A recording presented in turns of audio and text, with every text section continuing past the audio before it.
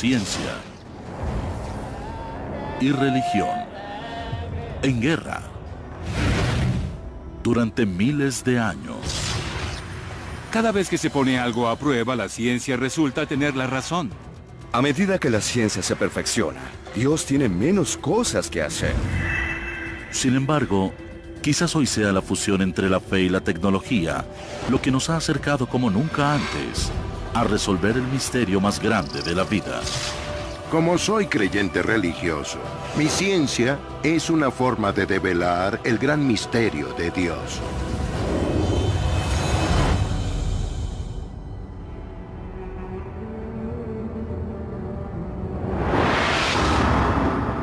Durante siglos, la Iglesia Católica le declaró la guerra a la ciencia, creyendo que su propia existencia podría socavar los principios más sagrados de la fe. Los científicos eran acusados de herejes.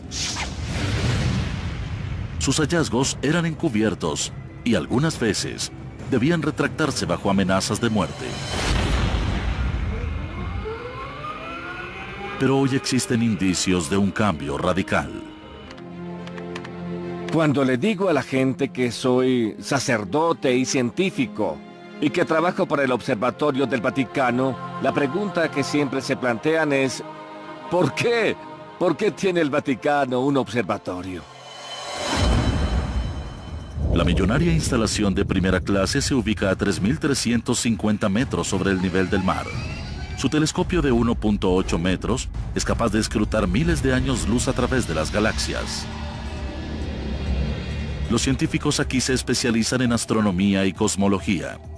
¿Qué los hace únicos? Que también son hombres de fe, que han aceptado la ciencia como herramienta en su búsqueda de Dios.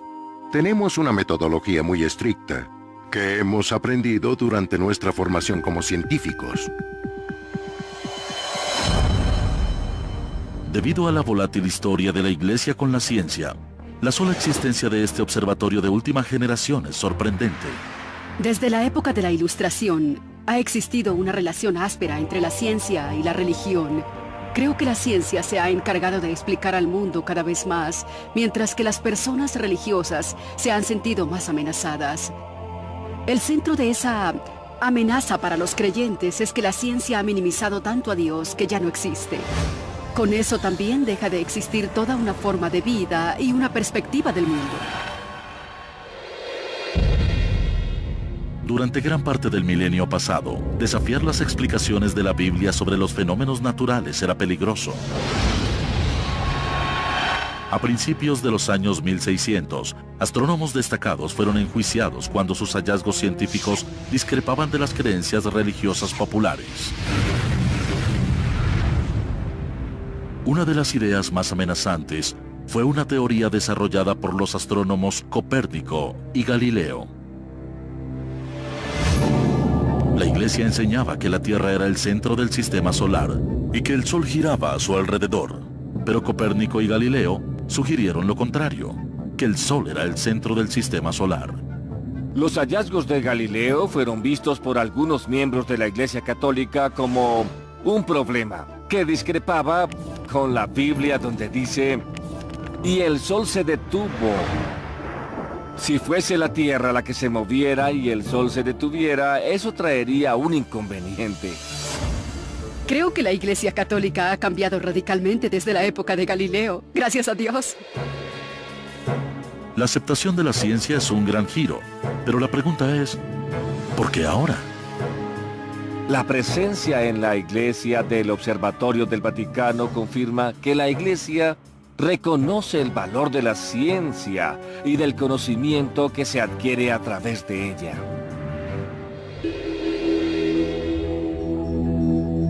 Mientras la mayoría de los científicos miran hacia las estrellas para buscar las respuestas a lo desconocido, estos hombres buscan algo más específico. Pruebas de Dios. Esta búsqueda de pruebas de una mano divina que mueve el universo comienza desde el mismo momento de su creación.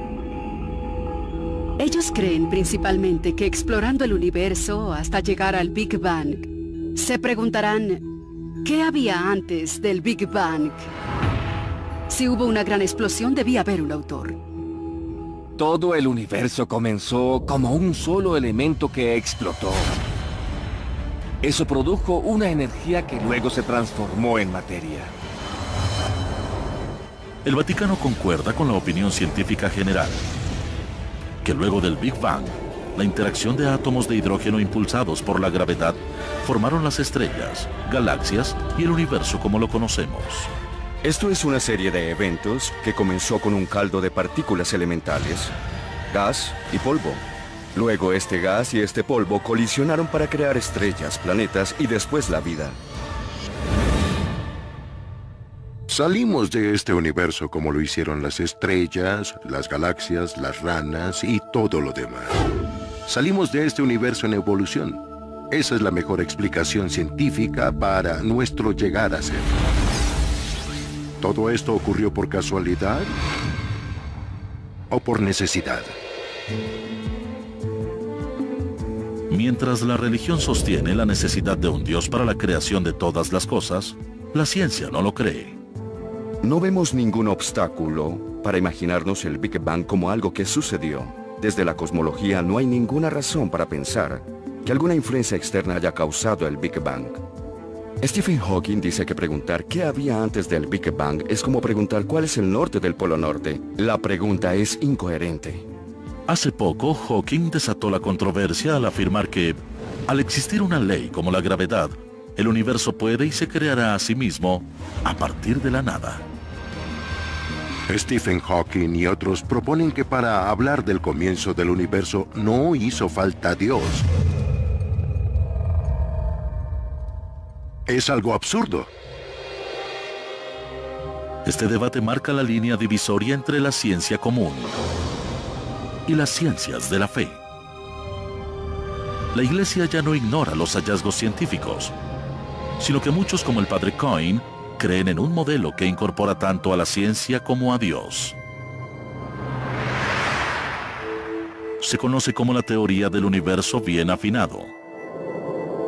Esta sostiene que las condiciones exactas para la creación de la vida son tan precisas que no pudieron aparecer por casualidad. Para estos hombres, el universo bien afinado es un esbozo para la creación de todo. Y Dios es el arquitecto. Si cada una de esas constantes no tuvieran los valores que hemos estimado, digamos 1 en 1.000.000, no estaríamos aquí. Esa es la noción de un universo bien afinado en donde las cosas fueron calibradas, como en ricitos de oro. Es perfecto, ni muy frío ni muy caliente. Eso es el universo donde la gente es inteligente y se hace grandes preguntas. No se puede probar a Dios con eso, pero es muy sugestivo de que hay un creador.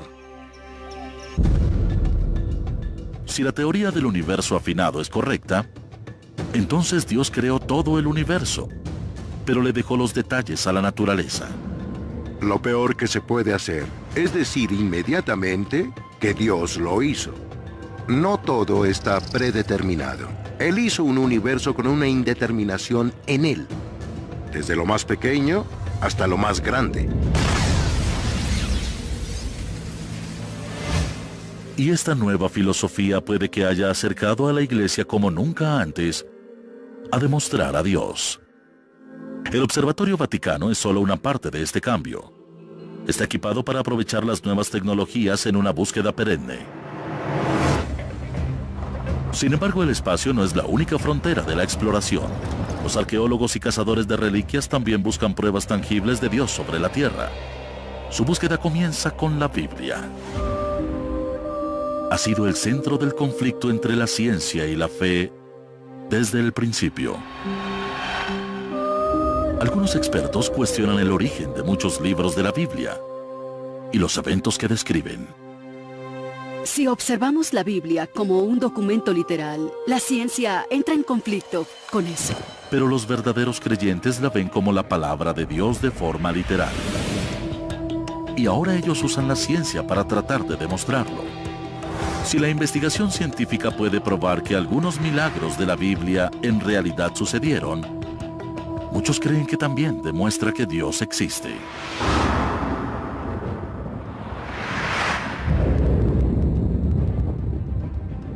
Al norte de Etiopía, un hombre está tras la pista del hallazgo más grande de todos. Fui investigador de crímenes en la policía y ahora quiero usar esas habilidades para resolver algunos misterios de la Biblia. Hoy vamos camino a resolver uno de los más grandes misterios de todos los tiempos. Su misión: hallar el arca perdida de la Alianza, un cofre misterioso construido para contener las placas donde fueron escritos los 10 mandamientos. Para muchos, el arca es poco más que una leyenda, pero los creyentes afirman que revelará pruebas físicas de Dios. Según el Antiguo Testamento, Dios se comunicó con los israelitas a través del arca. Se trata de un objeto que fue literalmente la señal y el sello de Dios de haber estado en la tierra. Fue la principal adoración de todo Israel y que desapareció de inmediato, en un parpadeo. No se supo nada más del arca y nadie sabe qué le ocurrió. Quizás sea debatible si el arca constituye la prueba definitiva de Dios, pero antes debe ser encontrada. Arqueólogos e investigadores como Kornuk han rastreado todo el planeta para dar con pistas de su paradero. Pero después de miles de años, los rastros se han desvanecido. En su búsqueda, Kornuk se concentra en un área donde abundan pruebas potenciales. Me dijeron que vertían sangre en esto. Registros históricos. Los abas me mostraron a un agujero en la roca y afirman que ahí se estableció una tienda. Esta tienda era el tabernáculo. Y nuevas pistas que pronto podrían conducirlo al arca.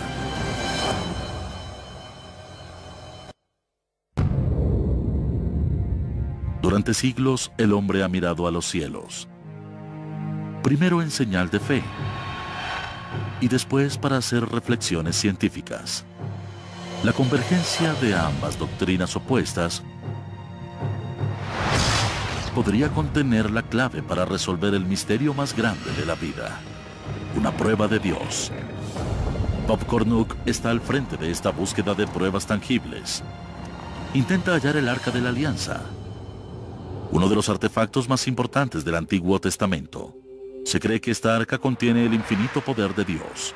Su hallazgo podría cambiar tanto la ciencia como la religión, pero lleva extraviada miles de años. Buscamos el Arca de la Alianza. Este objeto fue el centro de la adoración de todo Israel y desapareció sin dejar rastro. Estuvo en un lugar, pero luego desapareció instantáneamente. Kornuk ha revisado la historia del arca para buscar pistas importantes. Dios le dio a Moisés las instrucciones para construir el arca como un bosquejo. Se cree que el arca es lo suficientemente grande para contener las placas de piedra con los 10 mandamientos. Tenía como 1 metro de largo y 75 centímetros de ancho y de alto. Estaba laminada con oro por dentro y por fuera. Sobre el arca se sentaron 2 ángeles dorados. Tanto el poder como la ira de Dios debían reposar dentro de la misma arca. Solo los sacerdotes más devotos podían aproximársele. Si alguien no adoraba apropiadamente frente al arca, moriría. Podía arrasar ciudades, derribar paredes y contener ríos. En el año 960 a.C., el arca fue colocada dentro del primer templo de Salomón en Jerusalén. Este reporte en el libro de Reyes fue la última vez que se mencionó el arca en la Biblia. Nadie menciona en la Biblia si el arca fue robada o destruida. Simplemente ella dejó de existir. Algunos expertos en la Biblia difieren sobre el destino del arca. Existen varias teorías. Para Kornuk, la pista más convincente apareció en una investigación que hizo en los años 80 Graham Hancock, un corresponsal del diario The Economist. Hancock especuló que el arca fue rescatada del templo de Salomón durante el reinado de un rey pagano. Esa persona es Manasés, un rey malvado, maniático y demente que puso ídolos paganos en el templo. Esta profanación del templo habría impulsado a los sacerdotes devotos que resguardaban el arca a protegerla por cualquier medio, incluso sacándola de su morada sagrada. El arca habría sido sacada por un sacerdote levítico fiel que repudiaba lo que se estaba haciendo en la profanación del templo. Cornuc cree que el camino para huir de Jerusalén más probable habría sido hacia el oeste de Egipto y luego al sur por el río Nilo. La siguiente prueba que sustenta esta teoría podría yacer en estas rocas, en la pequeña isla Elefantina. Sus sospechas se basan en la existencia de las ruinas de un santuario antiguo, construido con las mismas especificaciones del Templo de Salomón, el hogar original del arca. Los lugareños creen que fue construido como un refugio temporal, pero el arca no estaría segura ahí durante mucho tiempo. Los arqueólogos afirman que hubo un gran conflicto en la isla Elefantina. Los historiadores describen una reyerta con sus vecinos egipcios que puso al arca en peligro. Cornuc cree que la causa del ataque podría proporcionar una pista sobre lo que pasó con el arca. Se decía que era tan poderosa que debía hacerse un sacrificio con sangre antes de poder verla. Por las leyes judías, esto está prohibido en todos lados, menos en presencia del arca. Los judíos habrían sacrificado un carnero y los egipcios lo veneraban, y eso creó un conflicto y la destrucción del templo. Cornuc especula que durante la batalla, el arca fue llevada a un lugar seguro. La pregunta es, ¿a dónde?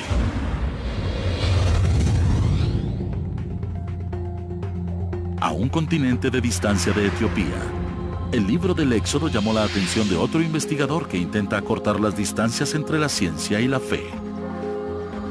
Soy un creyente en la ciencia y creo que uno puede tener una perspectiva científica y general del mundo completamente coherente. Pero también creo que si observamos la Biblia vemos indicadores de que Dios existe. Sir Colin Humphreys, un físico y cristiano devoto, considera que la ciencia es la clave para revelar los misterios del Antiguo Testamento. Y podría finalmente demostrar que Dios diseñó estos eventos colosales.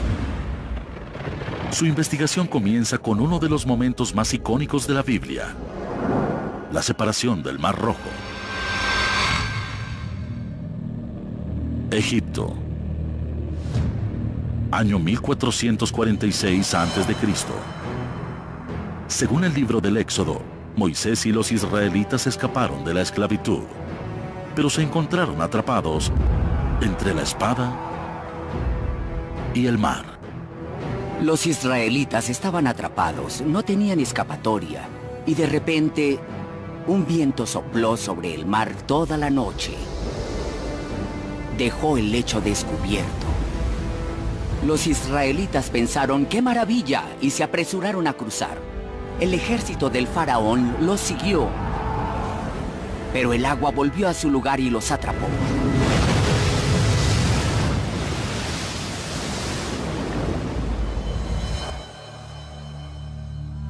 Para los creyentes, el pasaje de hace 3000 años demuestra a Dios en acción. Pero nuestro entendimiento moderno de la física y la dinámica de fluidos aumentan las dudas. El Mar Rojo es un cuerpo de agua enorme. Más de 320 kilómetros en su punto más angosto, con una profundidad promedio de 490 metros. Entonces, ¿dónde pudieron cruzar con seguridad los israelitas? Las opiniones difieren sobre el posible lugar, pero muchos investigadores bíblicos apuntan al estrecho de Tirán, en la entrada del Golfo de Agaba, como el lugar que concuerda con la distancia y topografía descritas en la Biblia. Aquí, el golfo se reduce a un canal de 12 kilómetros. Un arrecife de coral a lo largo del lecho marino crea la sección menos profunda del Mar Rojo. Pero el arrecife yace a más de 10 metros de profundidad. Muy profundo como para cruzarlo a pie, como se describe en el libro del Éxodo. También está el problema de las tropas del faraón. En el Éxodo se cuenta que el ejército egipcio persigue a los israelitas que huyen. Si el reporte bíblico es verdadero, ¿cómo encontraron un destino diferente? Para los no creyentes, la improbabilidad de estos eventos demuestra que el Antiguo Testamento no es más que una historia. Ahora, la ciencia realiza las preguntas. Cuando leo la historia del Éxodo como científico, mi inclinación natural es decir, ¿cómo ocurrieron estas cosas? La explicación puede estar en una simple prueba física. Una que puede observarse en un simple vaso de agua. Si llenamos un vaso con agua hasta el borde y soplamos sobre él, podremos sacar el agua. Si tenemos un viento que sopla fuerte en una gran masa de agua, eso forzaría el agua a regresar. Eso es algo bien sabido por los geólogos y científicos. En ejemplos extremos donde grandes cantidades de agua son separadas por este fenómeno, los científicos también han observado una reacción poderosa. Una estruendosa pared de agua que regresa para llenar el vacío. La teoría de Humphreys sobre la separación del Mar Rojo depende de este fenómeno natural que se manifiesta junto con un evento a gran escala conocido como golpe de viento, seguido por un evento reaccionario conocido como ola perforada. El científico atmosférico Dr. Carl Drews, del Centro Nacional para la Investigación Atmosférica, cree que Humphreys puede haber dado con algo. Un golpe de viento ocurre cuando un viento fuerte sopla por un periodo de tiempo sobre la superficie del agua. Gradualmente el agua se mueve en la dirección del viento y se aleja en la línea costera, lo que hace descender la superficie del océano. Lo que obtenemos es una sección de tierra seca que estuvo bajo el agua. Usando el poder de las supercomputadoras, Drews ha estudiado el efecto de los golpes de viento en lugares alrededor del Nilo y las costas de Inglaterra, así como en 2 episodios de este fenómeno en los Grandes Lagos, en 2006 y en 2008. Los golpes de viento se observan cada 5 o 10 años en el lago Erie. Hay tormentas fuertes que vienen del oeste y crean oleadas de tormenta en Buffalo. Pero del lado de Toledo, que está contra el viento, las secciones más grandes del lago se secan y el agua desaparece en el horizonte. Hemos observado que la diferencia de altura entre un costado del lago Erie y el otro puede llegar casi a 5 metros. Es algo asombroso. Uno esperaría que el lago Erie estuviera nivelado, pero con muchas horas de viento fuerte difiere casi 5 metros. Pero haría falta una tormenta con una fuerza extraordinaria para dividir el Mar Rojo, incluso en los escasos 10 metros de profundidad del estrecho de Tirán. Para que ocurra esto aquí, un viento poderoso tendría que soplar durante horas en una dirección precisa. Para que un golpe de viento sea perceptible e impulse el agua a un largo trecho, necesitamos una gran extensión de agua. Humphreys recurre a pruebas bíblicas para buscar pistas sobre la tormenta. La historia en el Éxodo describe un viento feroz que proviene del noreste y sopla toda la noche. Él cree que si un viento fuerte soplara sobre el Golfo de Agaba durante varias horas, habría ocurrido un golpe de viento con la fuerza suficiente para mostrar el fondo del mar.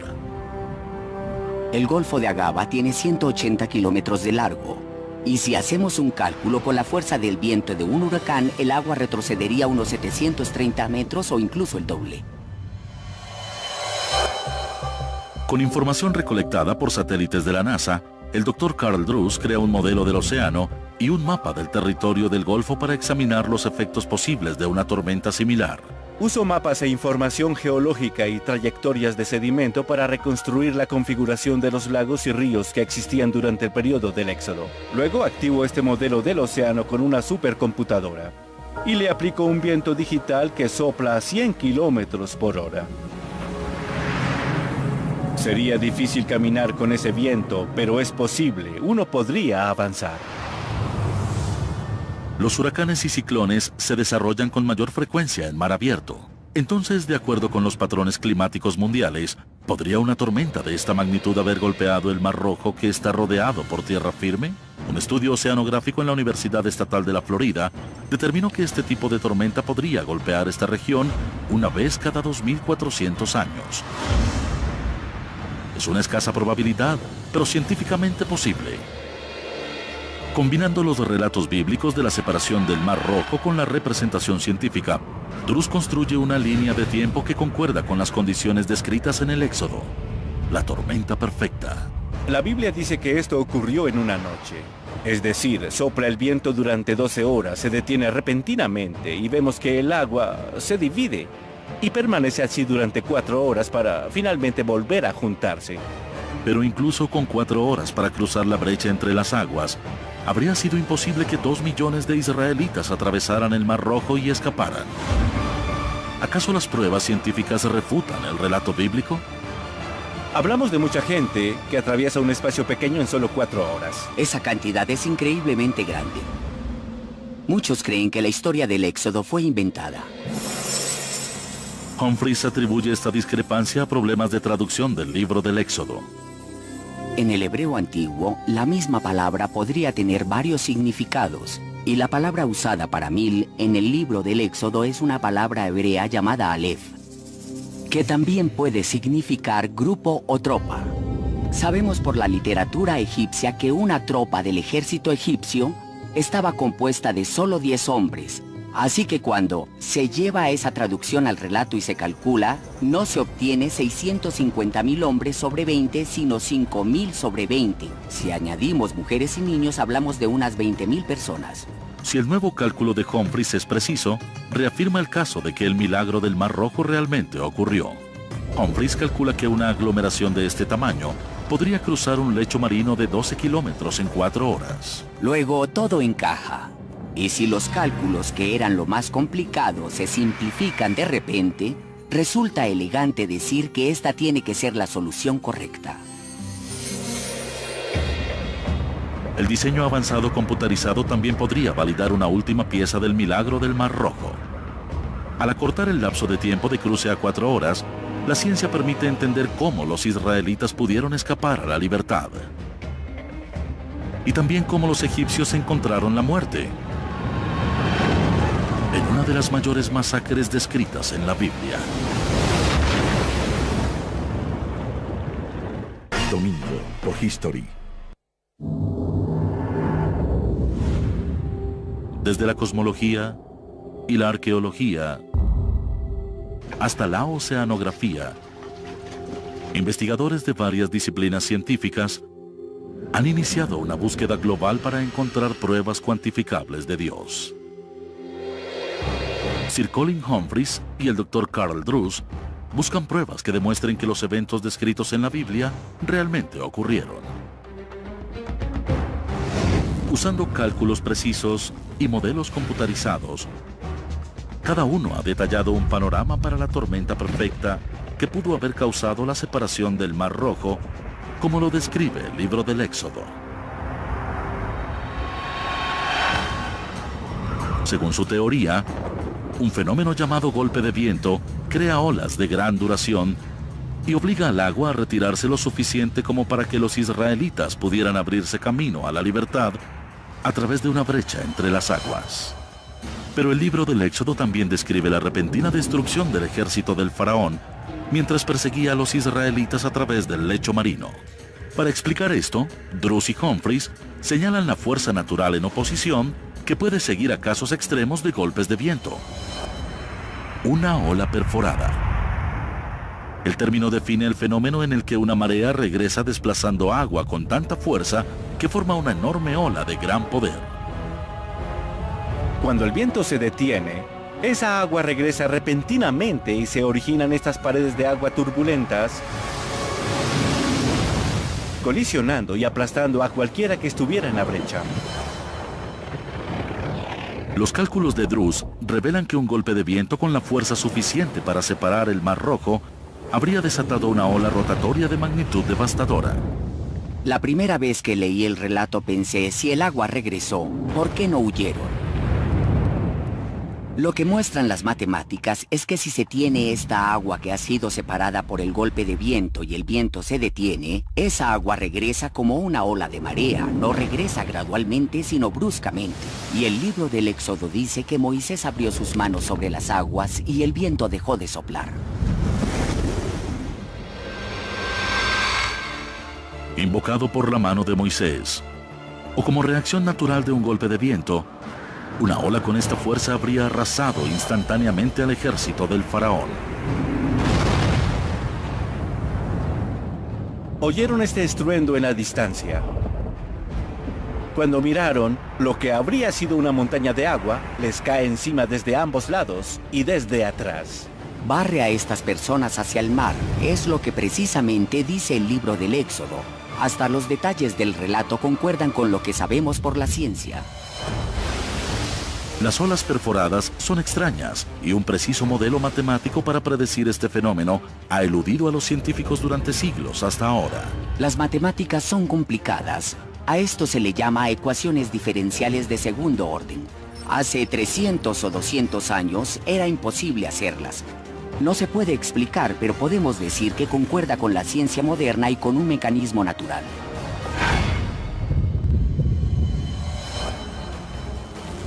Solo con la llegada de computadoras poderosas se han hecho posibles las predicciones de la dinámica de fluidos de esta complejidad. La tecnología está abriendo una nueva frontera en la búsqueda de Dios. Pero mientras estos fenómenos tienen explicaciones científicas para los eventos descritos en el libro del Éxodo, eso por sí solo no demuestra a Dios. Podría ser que Moisés tuviera muchísima suerte. También que él haya sido un pronosticador del tiempo muy bueno. Podrían preguntarse por qué llamamos a esto un milagro. Y la razón es sincronización. Ellos habrían sido masacrados. Es un evento muy poco probable para que ocurriera esa noche, justo cuando se necesitaba. Si Moisés era tan afortunado, todos deberíamos apostar por él. Por eso creo que la sincronía demuestra la acción de la mano de Dios. Drus y Humphreys concuerdan en que la prueba de Dios no se encuentra en los eventos naturales de por sí, sino en el milagroso instante. En última instancia, queda más allá de los poderes de la ciencia explicar cómo una tormenta tan poco frecuente ocurriera en el lugar y momento exacto para salvar a los israelitas. Creo que la ciencia responde al cómo ocurrió esto. Y la religión responde el por qué. Algunos creen que si se puede explicar un milagro, entonces ya no es un milagro. Yo no creo eso. Deberíamos esperar que Dios actúe dentro del universo y dentro de las leyes que Él diseñó para el universo. Para mí eso no acaba con las creencias en lo absoluto. De hecho, hay un salmo que dice que cuando Dios separó el Mar Rojo, dejó sus huellas sobre el agua. Es decir, que obviamente no era visible. Mientras su trabajo ha acercado la distancia entre la ciencia y lo divino, estos científicos admiten que, por ahora, la fe es necesaria para disipar las últimas dudas. Los científicos deberían ser humildes y darse cuenta que la ciencia no llega a lo sobrenatural, solo estudiamos lo natural. Yo estudio el movimiento del viento y del agua. Según la Biblia, Dios envió el viento en el momento correcto y le dijo a Moisés que estuviera ahí.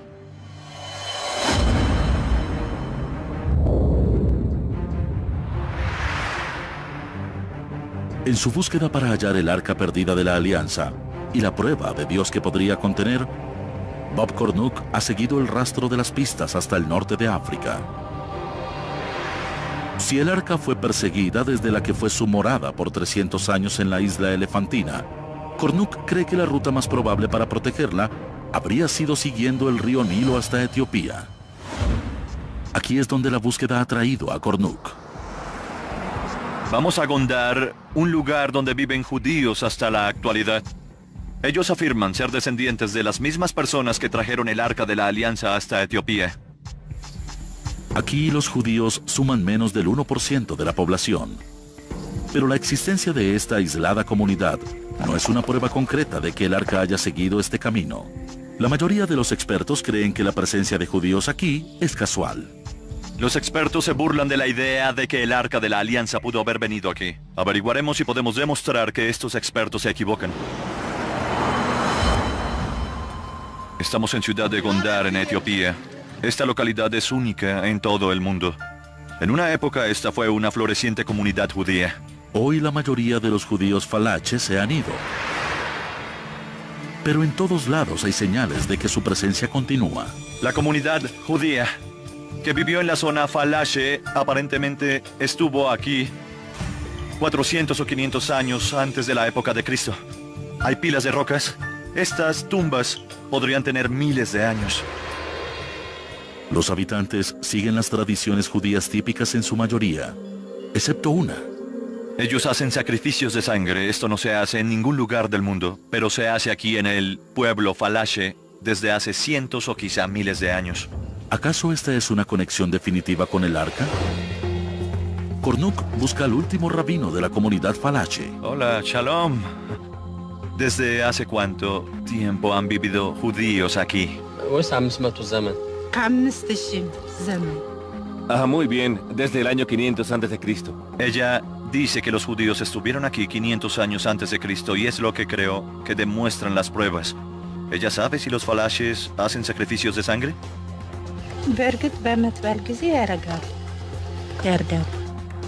Así es. Ellos hicieron sacrificios de sangre durante el tiempo que estuvieron aquí los judíos etíopes. El ritual de sangre apunta al arca.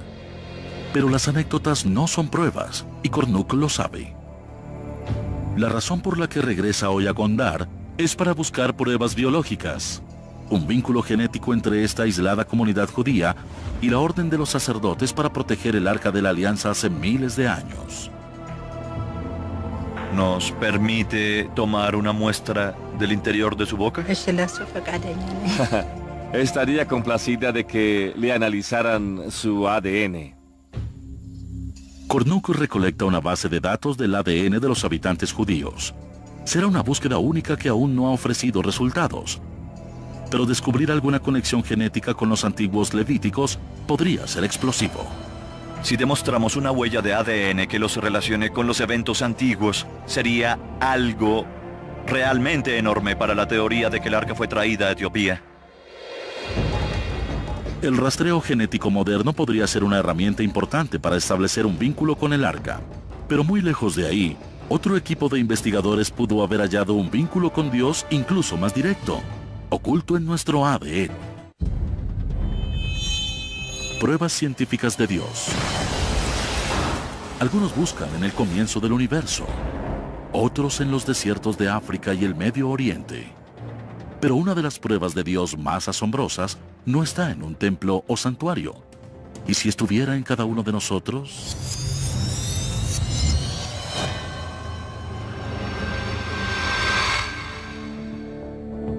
Investigaciones genéticas recientes han desatado un debate explosivo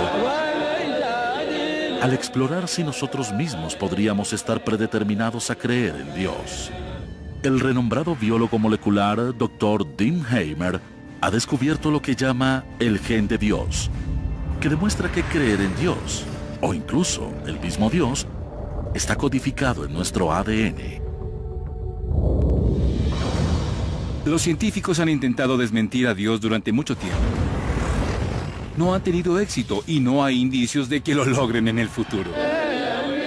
Hay algo muy dentro de nuestro cerebro sobre la forma como la espiritualidad influye en nuestra conciencia. Por lo tanto, resulta razonable preguntarse si hay alguna base genética para esta característica. El Dr. Hamer se encontró con este asunto por casualidad. Había estudiado el papel de los genes en rasgos de la personalidad y en la orientación sexual que resultaron tener un componente biológico. Estaba usando un cuestionario de personalidad en el cual incluía un elemento llamado autotranscendencia. Hamer define la autotranscendencia como la inclinación de ver un mundo más grande y amplio que uno mismo. Un mundo de espiritualidad más allá del reino físico de la vida diaria.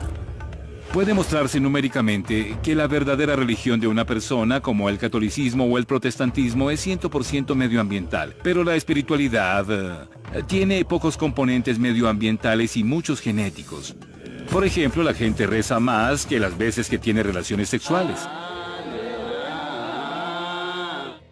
Hamer analizó el ADN de 2.000 personas de todas las religiones, así como de no creyentes. Seleccionamos un grupo de genes en la búsqueda de algo que se correlacionará considerablemente con un nivel de autotrascendencia.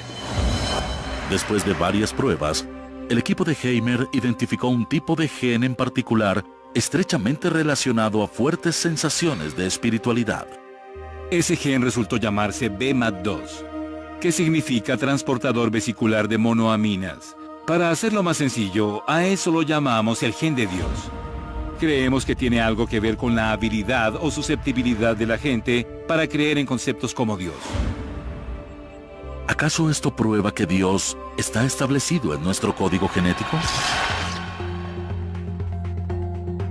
Algo interesante sobre la espiritualidad es que en verdad es un rasgo independiente de la personalidad. Es diferente a la ansiedad o cualquier cosa que hayamos calculado. Tiene un componente emocional muy fuerte que hace que la gente crea en las cosas más alocadas o en las más importantes, dependiendo del punto de vista. Por eso existieron las cruzadas, por eso tuvimos todas esas grandes actividades de la iglesia, así como todas las lamentables. Hamer dice que el gen de Dios actúa como una droga, sumergiendo el cerebro humano en neurotransmisores llamados monoaminas, que regulan el humor y la percepción. El gen de Dios equilibra estas monoaminas cuando se transportan de célula en célula y afecta las respuestas individuales y emocionales. El BMAT2 existe en cada persona. Son como los genes del color del cabello, dependiendo exactamente del alelo del gen y de la combinación que tenemos. Eso determina si tu cabello es rubio o castaño, o si tienes una escala de autotrascendencia mayor o menor. Mientras más fuerte sea el alelo o la versión del gen BMAT2 que una persona tiene, mayor será la posibilidad de que sientan la presencia de Dios. Durante su investigación, el equipo de Hamer detectó otro fenómeno. Los efectos de una forma poderosa del gen de Dios puede a veces ser aumentada o replicada por drogas alucinógenas. Si observamos algunas drogas alucinógenas como la psilocibina o el LSD, vemos que son análogos de la serotonina. Parecen serotonina, pero engañan al cerebro. Creemos que ese tipo de alteraciones que ocurren en la conciencia con drogas como la psilocibina o el LSD son parecidas a lo que le ocurre a la persona durante una experiencia espiritual intensa. Bien sea Jesús atravesando el desierto o Buda sentado bajo su árbol, de repente todo parece ser un poco diferente. Según los hallazgos de Hamer, las reacciones químicas causadas por el gen de Dios pudieron haber sido responsables de algunos milagros descritos en la Biblia, como Moisés y la zarza ardiendo. Moisés estaba en un viaje, básicamente.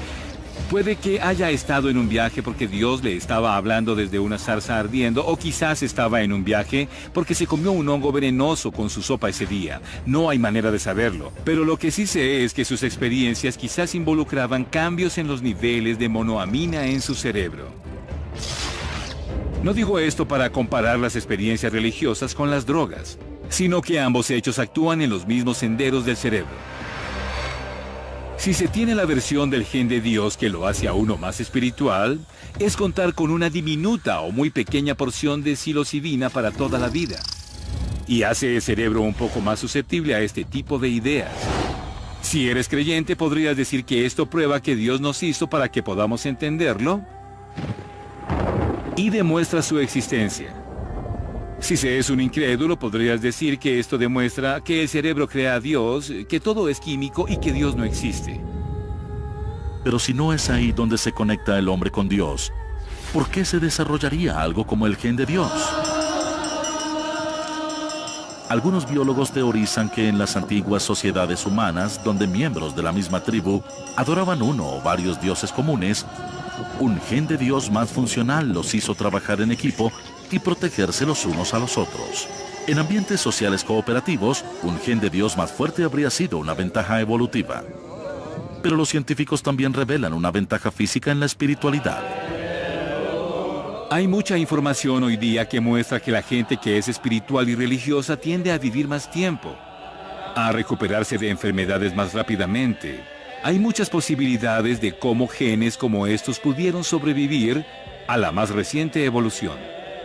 La causa de estos beneficios aún está por determinarse, pero el efecto es un área donde la ciencia y la fe trabajan juntas para alcanzar grandes adelantos. Es una relación que Hamer ha observado de cerca. La ciencia y la fe han estado en guerra durante mucho tiempo. Y hasta ahora, cada vez que se realiza una prueba, la ciencia resulta tener la razón. Sí, la Tierra no es el centro del universo, gira alrededor del Sol. Sí, la evolución en verdad ocurrió. Estamos relacionados a otros animales. No somos una especie única que fue colocada aquí. Donde la religión ha tenido razón y la ciencia ha fallado es en que la ciencia no se comunica con las necesidades emocionales de la gente. La ciencia no cambia la conciencia de la gente de la forma como lo hace la religión. ¿Podrán alguna vez los científicos explicar la conciencia humana? ¿O es una cuestión de fe? Un campo vanguardista de investigación es buscar respuestas en uno de los lugares más enigmáticos de la Tierra.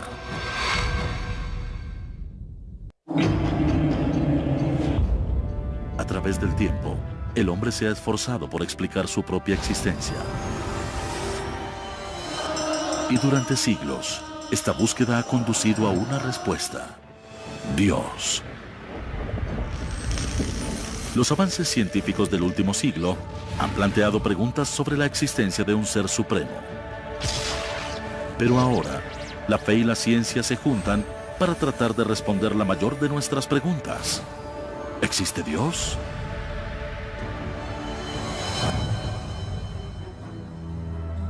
Mientras cazadores de reliquias y creyentes buscan pruebas en la Biblia, este investigador cree que la clave de Dios podría estar más cerca de lo que pensamos.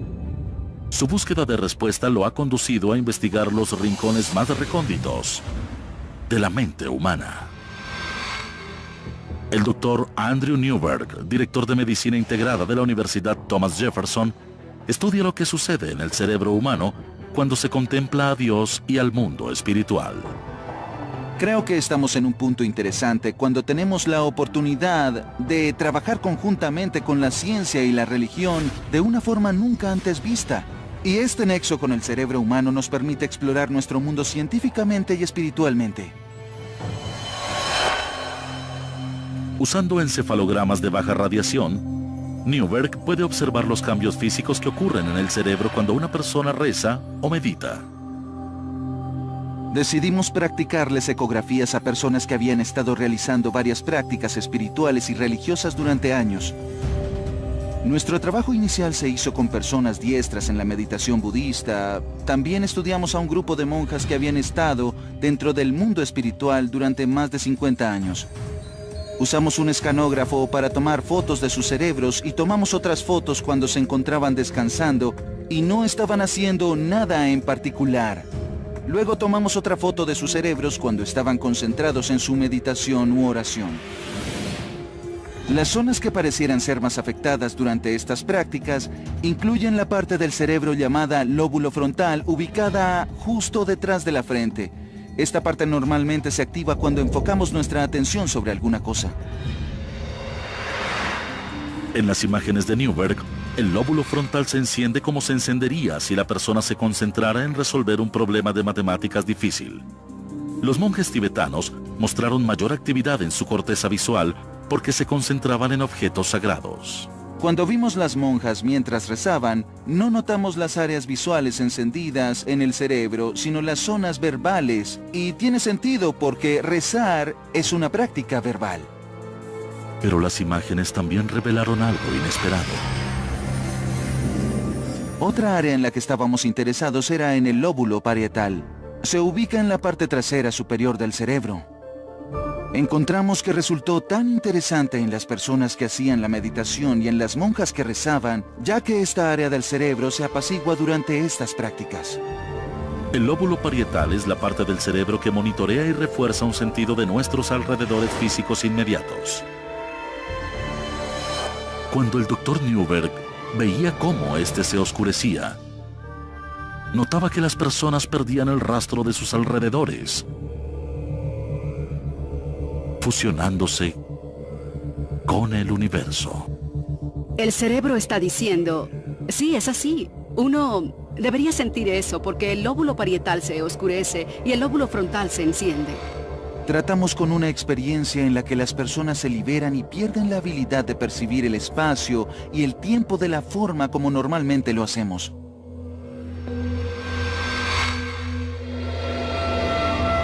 ¿Acaso el Dr. Newberg observaba pruebas de Dios? Si observamos una monja franciscana que siente haber estado en la presencia de Dios, puedo decir cómo se vería su cerebro cuando está ante la presencia de Él. El escanograma no nos dice si Dios está en la habitación o no. Lo que es particularmente importante en el contexto del programa es que en esas experiencias la gente dice, encontré a Dios, o encontró algo que conecta a todo el universo de una forma que cuando vemos nuestra realidad material, no podemos ver esa conexión general.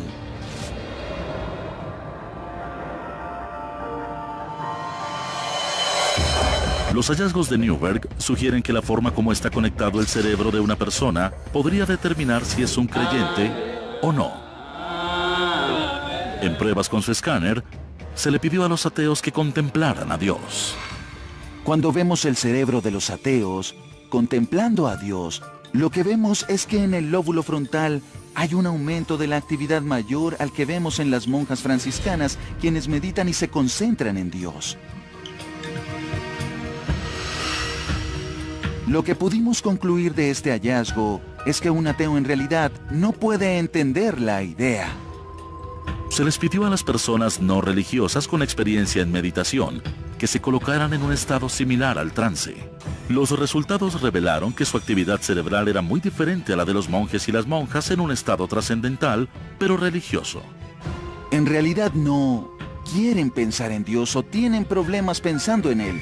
Quizá los lóbulos frontales no se encienden porque no pueden llegar ahí, no pueden ponerlo en su mente, no pueden concentrarse en eso a un nivel tan profundo como alguien que sí es religioso, porque en ese caso la persona sí lo entiende. ¿Acaso entenderlo es el resultado de la fe o la causa? ¿Hay algo conectado en el cerebro de los creyentes? ¿Hay o no hay un Dios? ¿Cuál es la naturaleza de la realidad? Cuando estamos en un sueño, actuamos como si eso fuese realidad. Y cuando despertamos a la realidad, notamos que lo otro no fue real, sino que fue un sueño.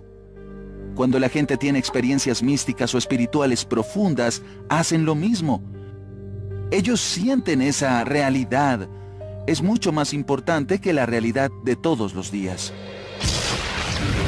¿Significa esto que Dios está en nuestras mentes? ¿O acaso el lóbulo frontal es un canal a un poder superior? Hay algo más allá de nuestros cerebros que no podemos detectar con el escáner y de lo que aún podemos tener pruebas de alguna manera.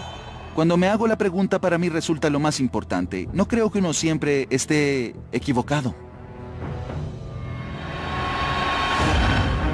Mientras la búsqueda de pruebas del Todopoderoso continúa, otros buscan pruebas físicas de la presencia de Dios en la Tierra.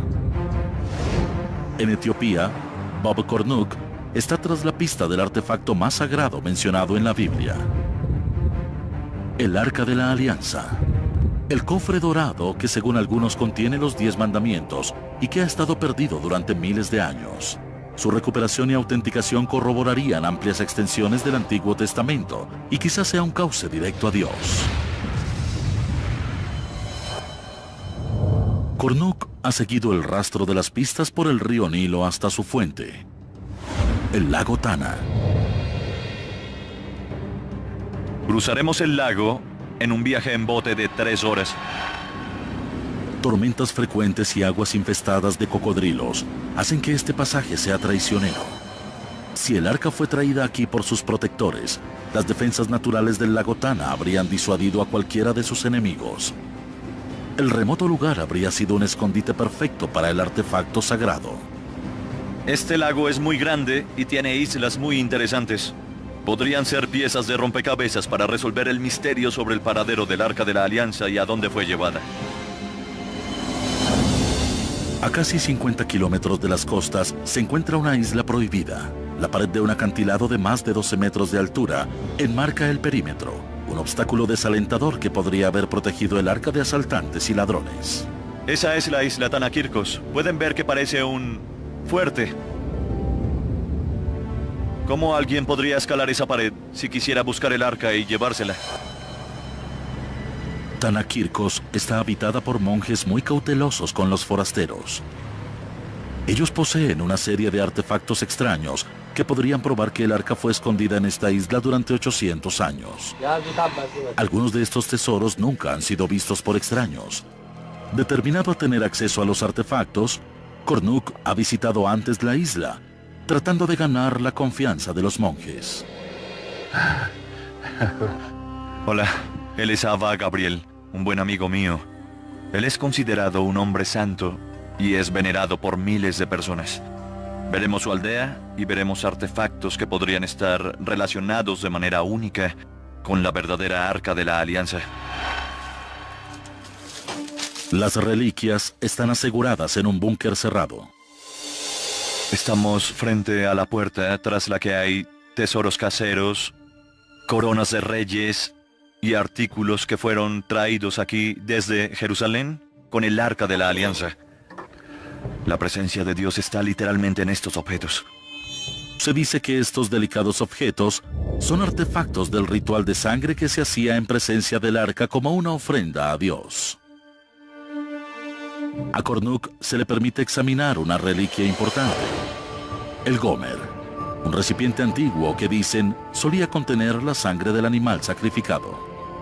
Me dijeron que colocaban sangre en esto, la removían para que no se coagulara y se rociaba sobre la gente a quien se le otorgaba el perdón.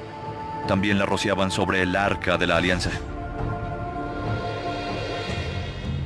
Los monjes de Tanakirkos no permiten que los artefactos sean sacados de la isla, dificultando la autentificación científica. Pero Cornuc cree que los objetos concuerdan con las descripciones de la Biblia de las herramientas utilizadas en sacrificios. Aunque no son pruebas concluyentes, le dan solidez al caso de que el arca siguió este camino. La dificultad yace en que no hay nadie que pueda decir con seguridad que estos artículos son los de la Biblia. Se aproximan mucho a lo que dice la Biblia. Podrían tomarse las palabras de la Biblia y probarlas sobre estos objetos, y coincidirían a la perfección. Así que este relato cobra total sentido justo en esta pequeña isla. Tanakirkos revela más pistas. Estamos sobre un acantilado muy empinado de cada lado hasta el agua. Los abbas me están mostrando un agujero que fue tallado en la roca. Ellos afirman que aquí estaba apoyada el arca. Había 4 agujeros para sostener una tienda, y esta tienda era el tabernáculo, el mismo que trajeron a través del desierto.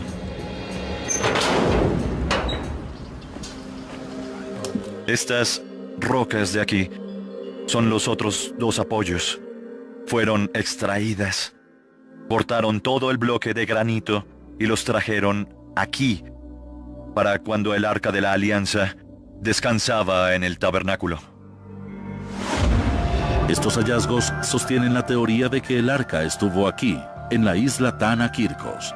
Pero mientras Cornuc busca pruebas de Dios, muchos creyentes recurren a un poder más alto, ayudados por un objetivo más urgente: una cura para el cáncer.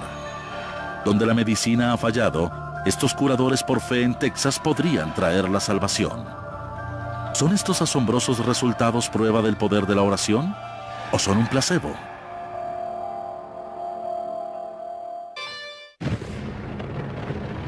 En la búsqueda mundial de pruebas de Dios, los neurocientíficos exploran la compleja relación entre la espiritualidad y el cerebro humano. Con la ayuda de un escáner TAC, el neurocientífico Andrew Newberg ha detectado cambios químicos en el cerebro cuando una persona reza o medita. A través de una serie de estudios, ha identificado el lóbulo frontal del cerebro como el epicentro de las experiencias espirituales o religiosas. ¿Tiene el cerebro el poder de curar?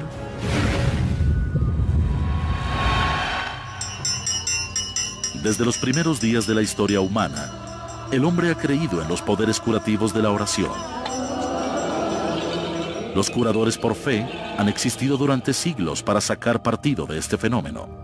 Mientras muchos dudan de estas prácticas, los resultados obtenidos por algunos curadores aumentan las preguntas sobre si algo milagroso ha ocurrido realmente.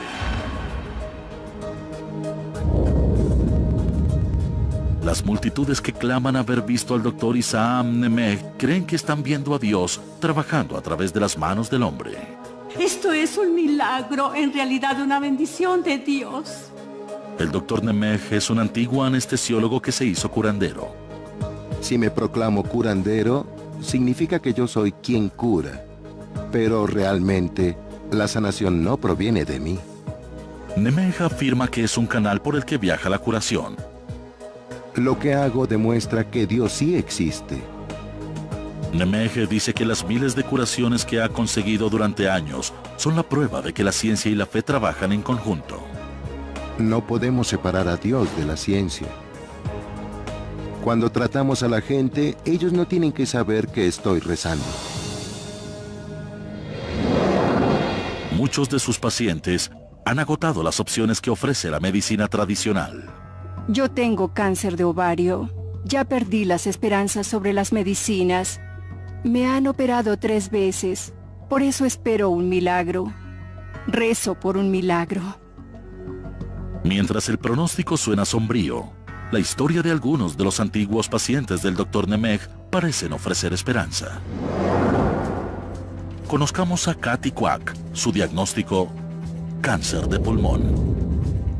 Nunca olvidaré el momento en el que el Dr. Nemeg rezaba sobre mi hombro y luego en el área del pecho, y de repente mis pulmones se expandieron por primera vez en mi vida y pude inhalar el aire fresco que no había podido poner en mis pulmones. Así que seguí respirando profundamente y mis pulmones seguían extendiéndose. No podía creerlo. Ella se presentó con el estado mental correcto. Por eso experimentó la curación rápidamente.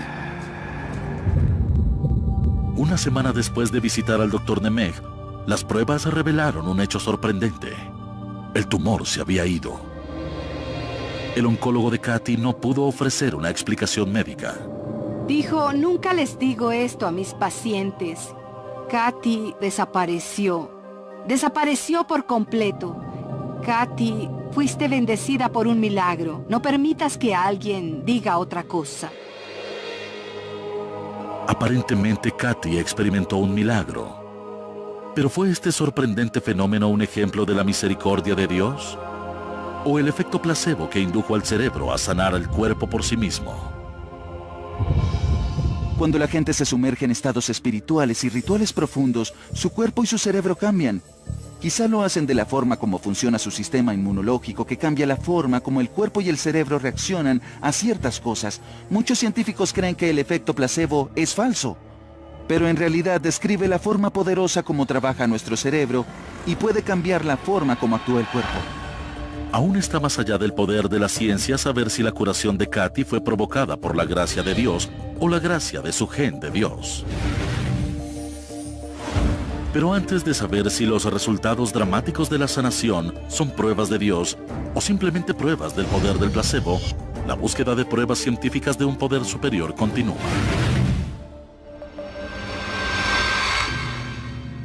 Durante siglos, expertos de todo el mundo han buscado artefactos religiosos tratando de conseguir pruebas de los pasajes de la Biblia y, en última instancia, de Dios. Rastreando el Arca de la Alianza, Bob Cornuke vino al norte de Etiopía para examinar una prueba importante que conecta el arca con la isla Tana Kirkos. Esta es la primera vez que se le permite a Cornuke observar el documento. Es un texto muy antiguo. Este libro tiene 700 años. Se puede ver la pátina y está hecho de piel de animal. El libro presenta una imagen sorprendente que podría confirmar la teoría de Cornuke de que el Arca de la Alianza viajó en esta dirección. Cuando observaba el libro, hallé esta imagen única. Vemos a María y a Jesús viniendo a la isla Tana Kirkos. ¿Por qué Jesús vendría a esta isla? Los expertos solo dirán teorías intelectuales. Pero si lo pensamos, cuando él tenía 11 años regresó a Jerusalén luego de haber estado en exilio en Egipto, y el primer lugar que visitó fue el templo, y él le dijo a sus padres dónde esperaban que estuviera. Aquí lo tenemos viniendo a esta isla. Es aquí donde habría estado el templo portátil, el tabernáculo que contenía el Arca de la Alianza. Este es un registro escrito de hace 1700 años.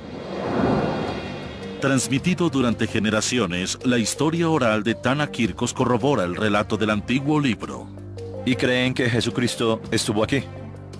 Sí, 3 meses y 10 días. 3 meses y 10 días. Sí. ¿Y estos libros hablan de eso? Sí, hablan de Santa María y también hablan de Jesús. Antes de María y la Jesús. Imagen. En la imagen. Y la historia. Y la historia. Sí, así es. Esta imagen antigua podría ser un gran descubrimiento. Si Jesús viajó a esta isla remota, podría ser la señal de que algo vitalmente importante se quedó aquí. A medida que Cornuke se acerca cada vez más al arca, otros investigadores continúan su búsqueda de pruebas de Dios dentro del cerebro humano. Durante los últimos 50 años, los científicos se han unido en una de las búsquedas más importantes de la humanidad, la búsqueda de pruebas de Dios. Los cosmólogos buscan pistas en los orígenes del universo y el Big Bang. Usando los avances de la tecnología, los neurocientíficos buscan en las profundidades del cerebro humano. Han comenzado a explorar cómo nuestra relación con Dios puede ser determinada por la química de nuestro cerebro. En 1962, un estudiante graduado de Harvard intentó realizar un desafiante proceso para estudiar si las sustancias introducidas al cerebro alteran nuestra percepción de Dios. Se le conoció como el experimento Marsh-Shapell.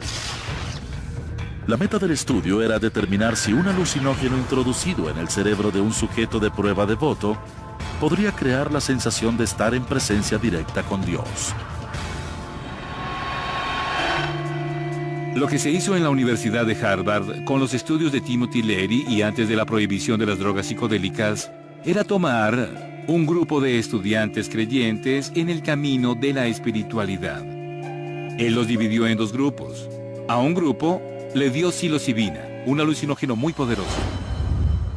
La psilocibina provoca alucinaciones alterando la cantidad de serotonina liberada en el lóbulo frontal, el centro de control emocional del cerebro, que también se activa durante la meditación y la oración.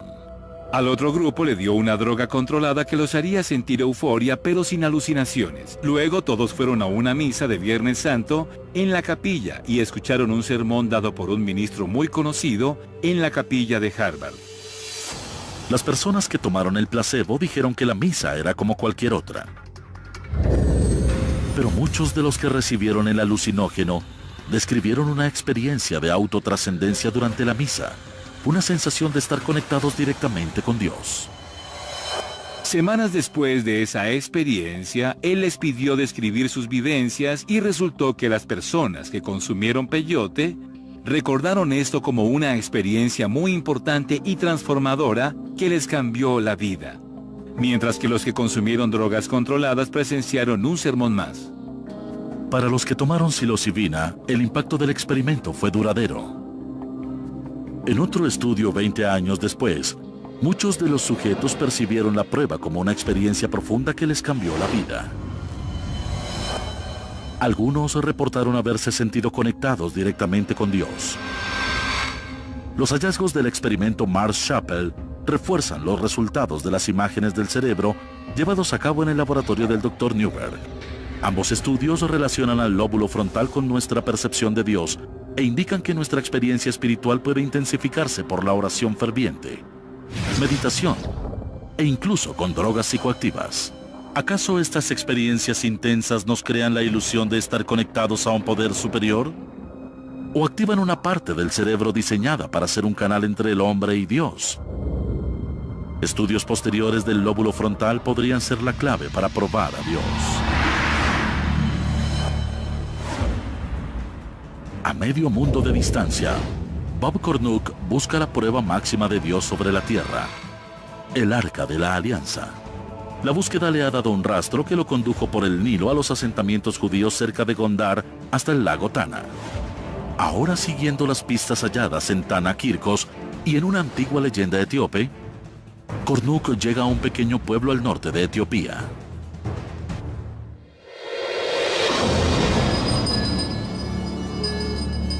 Aquí termina un gran recorrido para mí. ¿Cómo terminaría aquí de todos los lugares en el polvoriento pueblo de Aksum? Aksum no siempre fue un pueblo de granjeros. Hace 1500 años fue la vibrante ciudad capital del imperio aksumita. Una nación que dominaba el comercio al norte de África con un poder que rivalizaba al de Roma. Los reyes de Aksum exhibían espléndidas riquezas y coleccionaban tesoros de todo el mundo antiguo. En el siglo IV después de Cristo, se dice que el gobernante de Aksum capturó el más grande de los tesoros del mundo cristiano. Esana fue a la isla Tanakirkos, tomó el arca y la trajo hasta aquí, hasta este mismo lugar. Sobre las ruinas de una gran iglesia construida por Esana, Cornuke observa la prueba que está bajo sus pies. Rocas con dialecto etíope del siglo IV, llamado Wes, que dan detalles del robo del arca y su llegada triunfante a este lugar. Estamos caminando sobre los cimientos de la iglesia más antigua del África Negra. Justo aquí, Ezana en el siglo IV trajo el Arca de la Alianza. Los monjes me dijeron que esto de aquí son restos de los pisos, una pequeña parte de donde estaba lo más sagrado de aquí. Aquí estuvo el Arca de la Alianza durante varios siglos. Las pruebas arqueológicas revelan que esto fue alguna vez una gran iglesia estilo basílica, una estructura diseñada para contener el artefacto sagrado. Se puede ver que una vez esta iglesia tuvo motivos preciosos por estos tallados de aquí. No eran solo bloques de piedra, no se trató de una simple iglesia. A esto se le llama pila bautismal. Quizás sea eso o era el lugar donde los sacerdotes se bañaban antes de entrar a ver el Arca de la Alianza. La iglesia fue saqueada por invasores musulmanes en el siglo XVI. La historia del lugar cuenta que el arca fue rescatada por sus fieles protectores, que la escondieron hasta que se pudiera colocar en la iglesia de Santa María de Sion. Cuando la iglesia fue reconstruida en 1965, pasó a ser una catedral fortificada, un búnker construido para proteger algo de gran valor. Justo ahí es donde los etíopes dicen, y yo también creo, que está el Arca de la Alianza hoy día.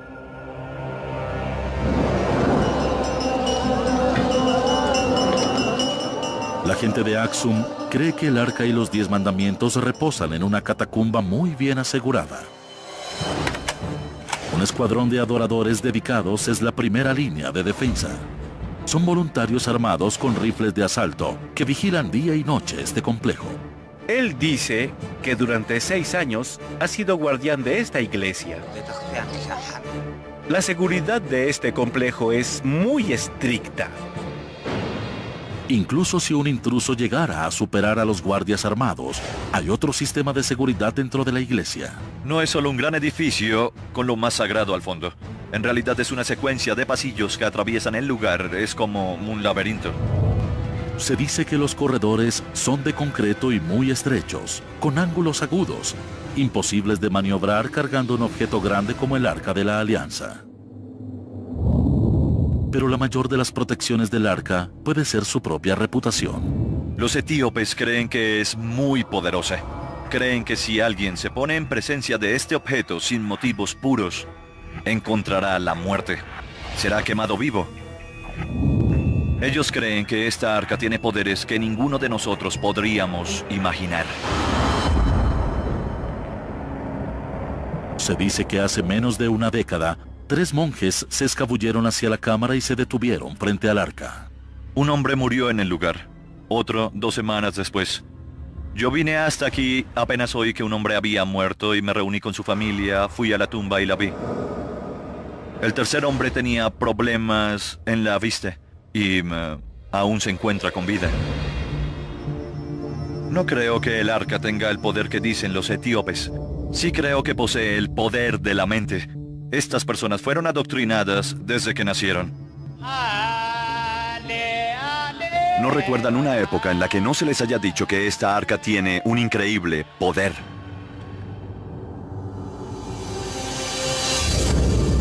Solo un ser humano sobre la Tierra tiene permitido estar en presencia del arca regularmente. ¿Es este hombre la clave para revelar el poder de Dios sobre la Tierra? Mientras estuviste esperando, ellos recorrieron miles de caminos, decenas de garajes y dieron cientos de apretones de mano. Vuelven con más hallazgos y más tesoros por...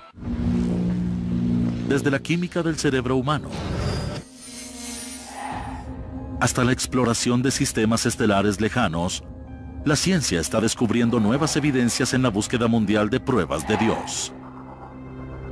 Equipados con las últimas técnicas de análisis científico, investigadores y arqueólogos de todo el mundo buscan el artefacto más codiciado de la Biblia: el Arca de la Alianza. De ser descubierta, podría ser prueba del mismo Dios. Para Bob Cornuck, la búsqueda de su vida lo condujo a una iglesia en la rural Etiopía. Él cree que tras estas puertas podría estar el hallazgo arqueológico más importante de la historia: el Arca Perdida de la Alianza. Se cree que este clérigo enclaustrado es la única persona sobre la Tierra autorizada a estar en presencia del arca. Es conocido como el guardián. El guardián es el cuidador del arca. No tiene permitido salir. Vive toda su vida atrapado detrás de esos muros.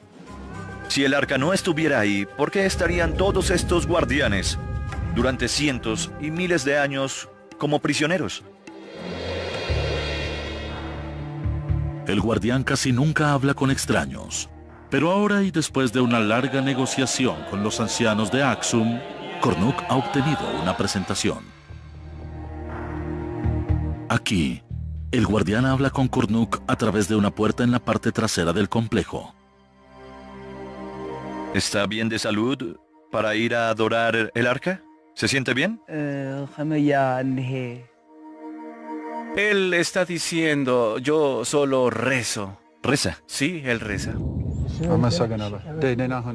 Luego de algunos minutos, el guardián regresa a su lugar.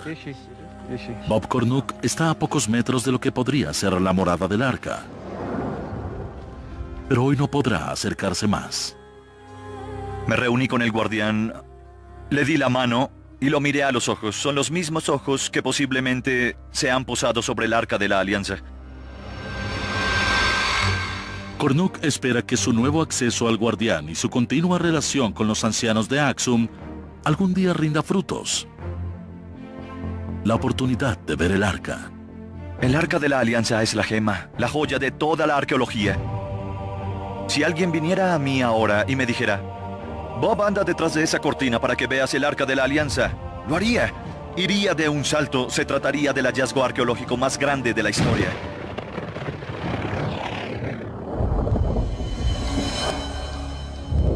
La búsqueda de pruebas científicas de Dios se extiende desde los objetos más grandes del universo hasta los más pequeños. Grenoble, en Francia, es la cuna de un inmenso laboratorio. Se localiza a más de 150 metros bajo tierra y abarca la frontera entre dos países. Esta es la a rivalizar con la importancia del arca en una carrera por hallar pruebas de Dios, un minúsculo cuerpo llamado la partícula de Dios.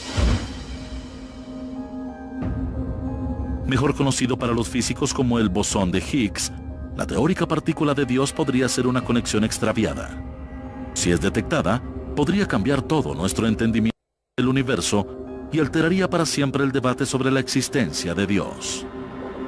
Las partículas tienen dos presentaciones. Hay partículas de materia y partículas de fuerza. Las partículas de fuerza pueden apilarse unas sobre otras y es lo que llamamos bosones. Muchos físicos de partículas teorizan que el bosón de Higgs es la partícula no descubierta que le da masa a toda la materia en el universo. El bosón de Higgs es diferente a las otras partículas que conocemos. Lo que lo hace especial es que incluso en un espacio vacío está ahí. Proporciona un medio a través del cual otras partículas se mueven, y es la razón por la que las partículas como electrones o quarks adquieren masa. La mejor analogía es cualquier medio como el agua o el aire. Cuando uno se mueve a través de esto, encuentra resistencia. Uno puede imaginarse que si uno se mueve a través del aire, puede hacerlo muy rápido. Si uno se mueve en el agua, lo hace más lento. En términos generales, eso es lo que les hace el bosón de Higgs a todas las partículas de la naturaleza. Si pueden encontrar esta partícula de fuerza, podría ser un paso para resolver los misterios del Big Bang y del origen del universo. Para estudiar partículas subatómicas, los físicos utilizan aceleradores de partículas. Para buscar la partícula de Dios, los investigadores construyen el acelerador más grande del mundo. Una pista oval de 27 kilómetros conocida como el Gran Colisionador de Hadrones, o LHC. Los instrumentos que tenemos en el colisionador son las máquinas más complicadas y precisas construidas por el ser humano.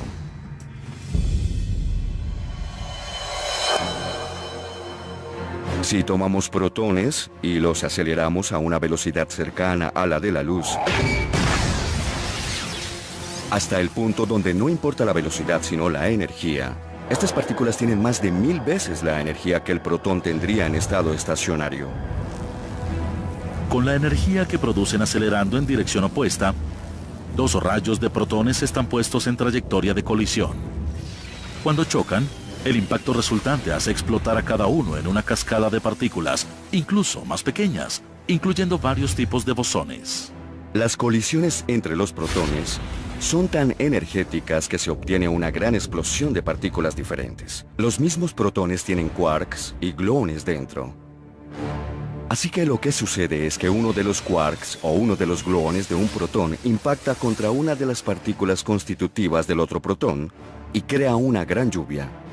La maquinaria dentro del LHC puede detectar y medir la mayoría de las partículas liberadas en estas colisiones. Si los científicos pueden hallar estas escurridizas partículas, sería decisivo. Su descubrimiento podría conducir a algo llamado la teoría del todo, que podría explicar el mismo momento de la creación.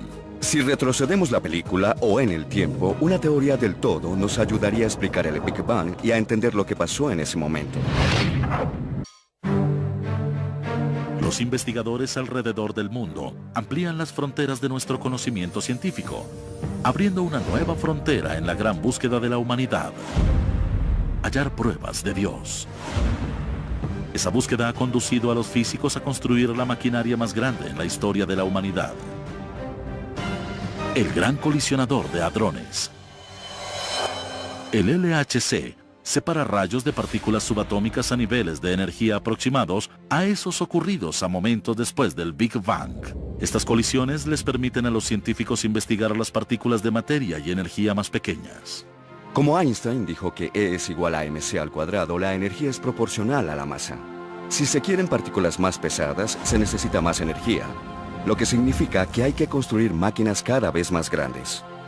La meta es hallar el evasivo bosón de Higgs, mejor conocido como la partícula de Dios. Su descubrimiento podría probar el modelo estándar de física, una teoría que resume nuestro conocimiento de mecánica cuántica, electromagnetismo y física de partículas. Hallar el bosón de Higgs sería un triunfo de la imaginación humana. Es el último ingrediente del modelo estándar de física de partículas, la última pieza del rompecabezas. Pero el modelo estándar por sí solo no puede darnos un entendimiento completo de la naturaleza. El modelo estándar no toma en cuenta la gravedad que sabemos que existe. No solo buscamos el bosón de Higgs con el LHC. Buscamos todo tipo de cosas. Algo que los físicos quisieran encontrar es la teoría del todo.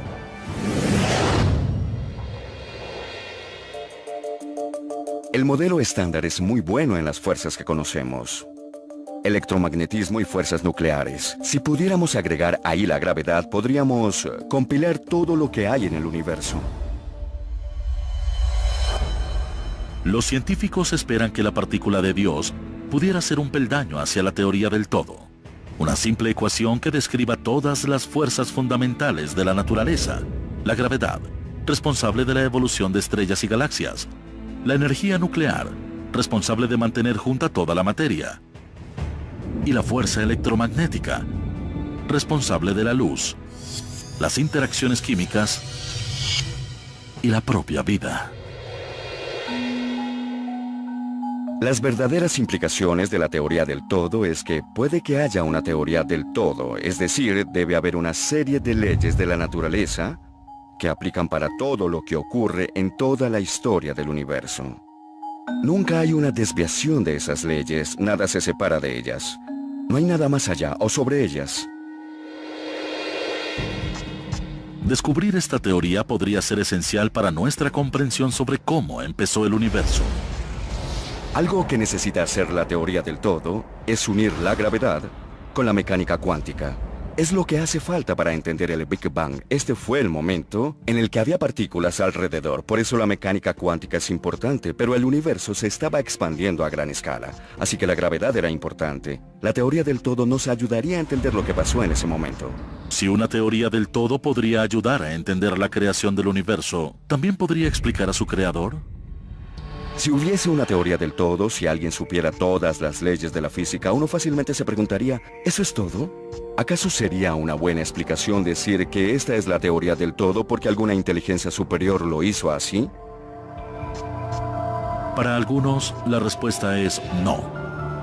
Con la teoría del todo, la ciencia reemplazaría a Dios como respuesta a cualquier pregunta sobre el universo. Pero para otros, la teoría del todo es por sí misma una prueba de Dios, su bosquejo para un universo bien afinado. En la expansión del universo, uno puede ver una arquitectura, un orden, energía que se transforma en materia y que tiene en sí misma la asombrosa capacidad de formarse, de ordenarse y de proporcionar la vida. Einstein siempre usaba lenguaje religioso. No creía en un Dios consciente, separado del mundo físico, sino que pensó que las leyes fundamentales de la física eran los pensamientos de Dios. Los investigadores en el LHC han realizado muchas pruebas, pero hasta ahora no han tenido éxito en sus intentos de detectar la partícula de Dios.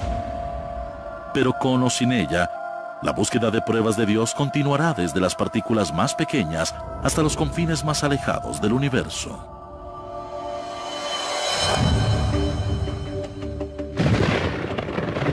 Desde el Arca de la Alianza hasta el bosquejo de Dios para el universo, la búsqueda por pruebas de Dios es un trabajo en proceso. ¿Puede la ciencia probar a Dios? Ahora no. Pero creo que la única forma en que probaremos a Dios o no es solo a través de perspectivas religiosas y espirituales, sino también a través de una perspectiva científica empírica. Pero la investigación en sí, la búsqueda de una prueba cuantificable de un creador, es una faceta definitoria de la experiencia humana. Si Dios existe, es la pregunta más importante de la vida, porque eso cambiaría la forma como vivimos. Luego buscaríamos pruebas de esto. ¿Es este el lugar donde la ciencia finalmente encontrará las pruebas de Dios? ¿O es este el próximo gran paso de nuestra comprensión de una fuerza superior? Si existe una, podría venir en cualquier momento y de cualquier lado. Pero aunque la ciencia se esfuerce en demostrar que Dios existe o no, algunos preguntarán, ¿cuánto queremos saber en verdad? El Dios de las distancias, el Dios que explica lo inexplicable, se ha vuelto cada vez más y más pequeño. ¿Qué escogemos creer? ¿Que este mundo material es lo único que hay? ¿Y la ciencia puede explicar todo? Bien. Es un dilema que confronta incluso hasta al científico más pragmático. No creo que la ciencia por sí misma nos dé propósito y significado. No nos dice qué es correcto y qué es incorrecto. Pero si uno quiere saber eso, es importante basar esa discusión en el mundo real. Si el mundo real no tiene a Dios en él, entonces el propósito y el significado deben provenir de otro lugar. A medida que la búsqueda de Dios avanza, inspira a expertos y a científicos que ven su trabajo acortando la distancia que separa la fe del hecho. Si todas las personas vieran el mundo como científicos, es como si todos viéramos el mundo a través de un telescopio. Pero si también lo vemos a través de la fe, es como contar con otro ojo. Se puede abarcar mejor el universo y tendríamos una visión más tridimensional del mundo.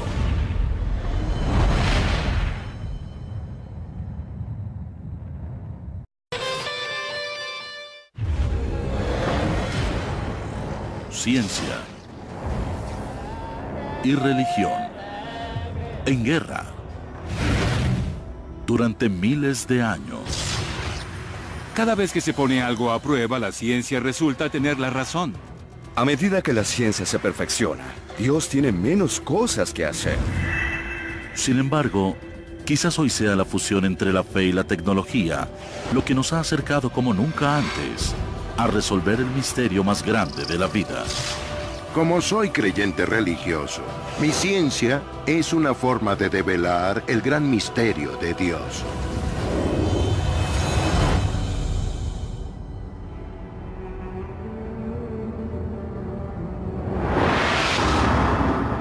Durante siglos, la Iglesia Católica le declaró la guerra a la ciencia, creyendo que su propia existencia podría socavar los principios más sagrados de la fe. Los científicos eran acusados de herejes. Sus hallazgos eran encubiertos y algunas veces debían retractarse bajo amenazas de muerte. Pero hoy existen indicios de un cambio radical. Cuando le digo a la gente que soy sacerdote y científico y que trabajo para el Observatorio del Vaticano, la pregunta que siempre se plantean es: ¿por qué? ¿Por qué tiene el Vaticano un observatorio? La millonaria instalación de primera clase se ubica a 3.350 metros sobre el nivel del mar. Su telescopio de 1.8 metros es capaz de escrutar miles de años luz a través de las galaxias. Los científicos aquí se especializan en astronomía y cosmología. ¿Qué los hace únicos? Que también son hombres de fe, que han aceptado la ciencia como herramienta en su búsqueda de Dios. Tenemos una metodología muy estricta que hemos aprendido durante nuestra formación como científicos. Debido a la volátil historia de la Iglesia con la ciencia, la sola existencia de este observatorio de última generación es sorprendente. Desde la época de la Ilustración, ha existido una relación áspera entre la ciencia y la religión. Creo que la ciencia se ha encargado de explicar al mundo cada vez más, mientras que las personas religiosas se han sentido más amenazadas. Muchos, el arca es poco más que una leyenda, pero los creyentes afirman que revelará pruebas físicas de Dios. Según el Antiguo Testamento, Dios se comunicó con los israelitas a través del arca. Se trata de un objeto que fue literalmente la señal y el sello de Dios de haber estado en la tierra. Fue la principal adoración de todo Israel y que desapareció de inmediato. En un parpadeo, no se supo nada más del arca y nadie sabe qué le ocurrió.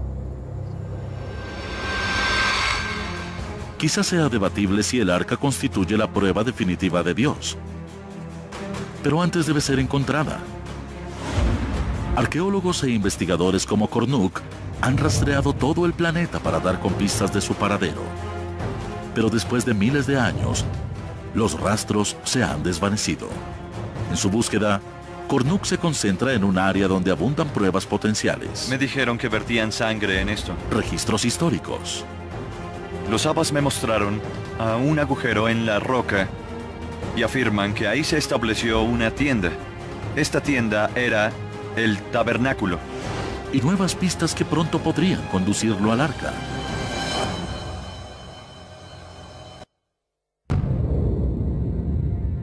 Durante siglos, el hombre ha mirado a los cielos. Primero en señal de fe. Y después para hacer reflexiones científicas. La convergencia de ambas doctrinas opuestas podría contener la clave para resolver el misterio más grande de la vida, una prueba de Dios. Bob Kornuk está al frente de esta búsqueda de pruebas tangibles. Intenta hallar el Arca de la Alianza, uno de los artefactos más importantes del Antiguo Testamento. Se cree que esta arca contiene el infinito poder de Dios. Su hallazgo podría cambiar tanto la ciencia como la religión, pero lleva extraviada miles de años. Buscamos el Arca de la Alianza. Este objeto fue el centro de la adoración de todo Israel y desapareció sin dejar rastro. Estuvo en un lugar, pero luego desapareció instantáneamente. Kornuk ha revisado la historia del arca para buscar pistas importantes. Dios le dio a Moisés las instrucciones para construir el arca como un bosquejo. Verso bien afinado, en donde las cosas fueron calibradas, como en ricitos de oro. Es perfecto, ni muy frío ni muy caliente. Eso es el universo, donde la gente es inteligente y se hace grandes preguntas. No se puede probar a Dios con eso, pero es muy sugestivo de que hay un creador. Si la teoría del universo afinado es correcta, entonces Dios creó todo el universo, pero le dejó los detalles a la naturaleza. Lo peor que se puede hacer es decir inmediatamente que Dios lo hizo. No todo está predeterminado. Él hizo un universo con una indeterminación en él, desde lo más pequeño hasta lo más grande. Y esta nueva filosofía puede que haya acercado a la Iglesia como nunca antes a demostrar a Dios. El Observatorio Vaticano es solo una parte de este cambio. Está equipado para aprovechar las nuevas tecnologías en una búsqueda perenne. Sin embargo, el espacio no es la única frontera de la exploración. Los arqueólogos y cazadores de reliquias también buscan pruebas tangibles de Dios sobre la Tierra. Su búsqueda comienza con la Biblia. Ha sido el centro del conflicto entre la ciencia y la fe desde el principio. Algunos expertos cuestionan el origen de muchos libros de la Biblia y los eventos que describen. Si observamos la Biblia como un documento literal, la ciencia entra en conflicto con eso. Pero los verdaderos creyentes la ven como la palabra de Dios de forma literal. Y ahora ellos usan la ciencia para tratar de demostrarlo. Si la investigación científica puede probar que algunos milagros de la Biblia en realidad sucedieron, muchos creen que también demuestra que Dios existe.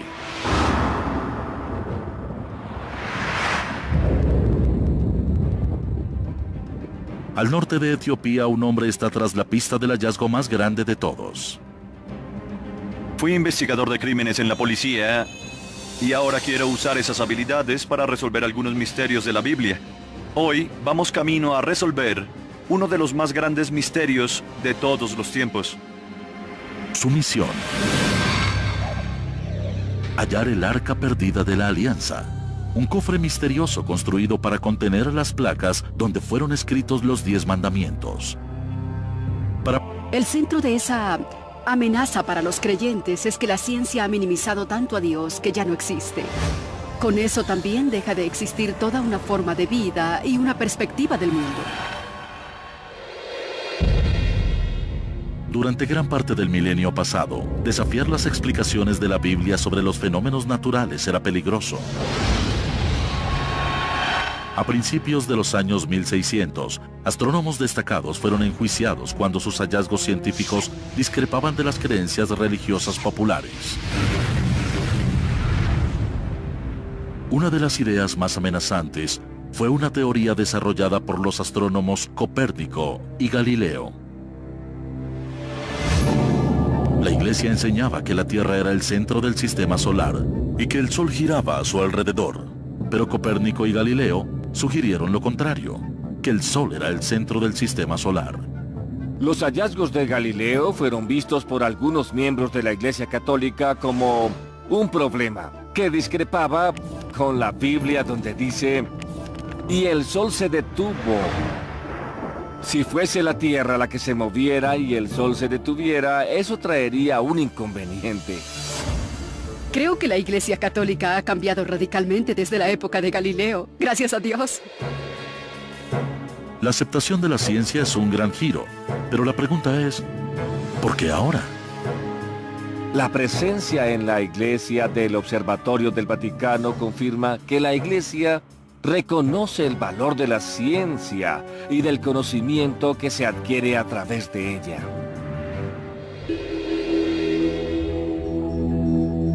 Mientras la mayoría de los científicos miran hacia las estrellas para buscar las respuestas a lo desconocido, estos hombres buscan algo más específico: pruebas de Dios. Esta búsqueda de pruebas de una mano divina que mueve el universo comienza desde el mismo momento de su creación. Ellos creen principalmente que explorando el universo hasta llegar al Big Bang, se preguntarán, ¿qué había antes del Big Bang? Si hubo una gran explosión, debía haber un autor. Todo el universo comenzó como un solo elemento que explotó. Eso produjo una energía que luego se transformó en materia.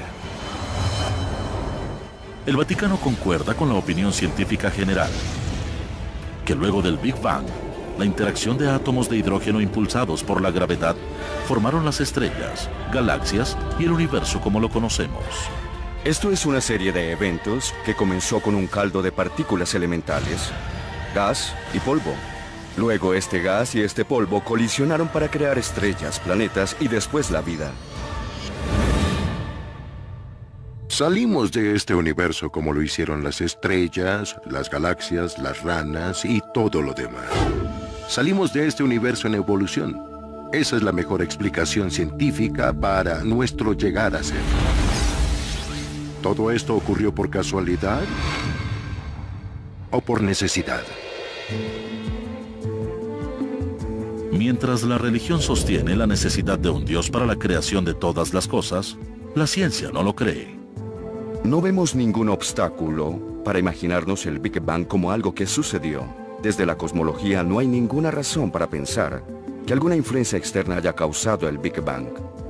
Stephen Hawking dice que preguntar qué había antes del Big Bang es como preguntar cuál es el norte del Polo Norte. La pregunta es incoherente. Hace poco, Hawking desató la controversia al afirmar que, al existir una ley como la gravedad, el universo puede y se creará a sí mismo a partir de la nada. Stephen Hawking y otros proponen que para hablar del comienzo del universo no hizo falta Dios. Es algo absurdo. Este debate marca la línea divisoria entre la ciencia común y las ciencias de la fe. La Iglesia ya no ignora los hallazgos científicos, sino que muchos como el Padre Coyne creen en un modelo que incorpora tanto a la ciencia como a Dios. Se conoce como la teoría del universo bien afinado. Esta sostiene que las condiciones exactas para la creación de la vida son tan precisas que no pudieron aparecer por casualidad. Para estos hombres, el universo bien afinado es un esbozo para la creación de todo. Y Dios es el arquitecto. Si cada una de esas constantes no tuvieran los valores que hemos estimado, digamos 1 en 1.000.000, no estaríamos aquí. Esa es la noción de un universo